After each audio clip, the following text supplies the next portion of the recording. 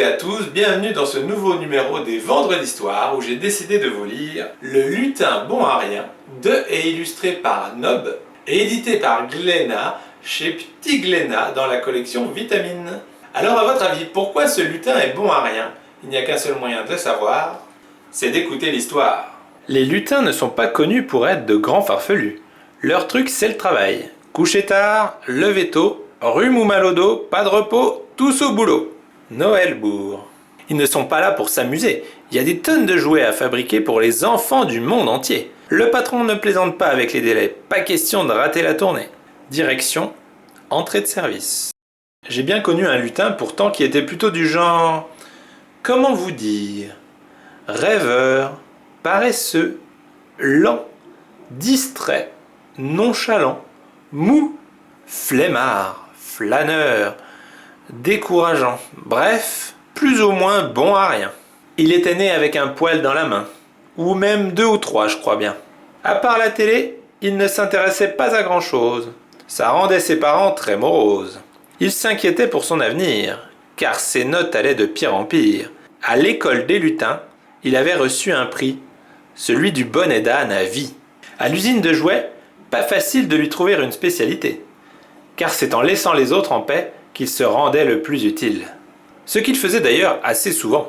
Au service courrier, il avait fait de gros progrès, au lancer de boulettes en papier. Hop, 3 points dans le panier. Dans les cuisines, il expérimenta biscuits au chewing-gum, chocolat au coca, mais ce fut loin d'être une réussite, même sa chevelure se retrouva trop cuite. Soigner les rennes n'était pas non plus très marrant. Il fallait les laver, les ferrer, les brosser. Pour le lutin, c'était surtout le moment de raconter des histoires drôles. Il en connaissait tellement. Les rennes du Père Noël avaient d'ailleurs le look le plus catastrophique de l'Antarctique. On lui prêta alors un pinceau pour peindre les papiers cadeaux. Mais comme mon ami Pierrot, il était toujours dans la lune. On en vit de toutes les couleurs. À l'atelier de mécanique, quelle pagaille! Les bolides téléguidés n'avaient pas de frein. Alors mieux valait éviter de croiser le petit train. Aïe aïe aïe!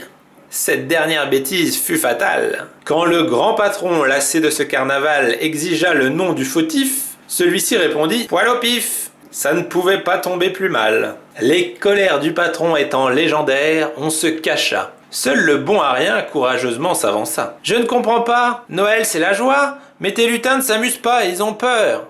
Comment apporter aux autres un peu de douceur si nous ne travaillons pas dans la bonne humeur ?» Le Père Noël sembla surpris. « Moi qui croyais mes lutins heureux et épanouis, eh bien je me trompais. J'ai une mission à te confier. » Désormais chez les lutins, c'est la vraie fiesta. Pour mettre l'ambiance, notre lutin est le roi. Les jouets à la chaîne, c'est fini. Chacun travaille selon son envie. Cette année encore, pile à l'heure au pied du sapin, tu trouveras ton bonheur. Car les lutins vont faire le plein de cadeaux en se déhanchant au son du disco. DJ Lutin. Fin. Alors ça vous a plu? Vous avez vu, le lutin bon à rien n'était pas doué pour grand chose. Il ne travaillait pas beaucoup par rapport aux autres lutins, mais fort heureusement, grâce à lui, leurs conditions de travail se sont bien améliorées et finalement ils sont contents de préparer tous les cadeaux et autres puisqu'ils le font dans une ambiance beaucoup plus détendue par rapport à avant où le Père Noël les faisait trimer dur. Donc heureusement que ce lutin bon à rien a été là pour mettre un peu de joie de vivre au travail. Donc voilà, sur ces bonnes paroles, il ne me reste plus qu'à vous souhaiter une excellente journée, un excellent week-end, et je vous dis à la semaine prochaine pour une nouvelle Vendredi d'Histoire. Salut!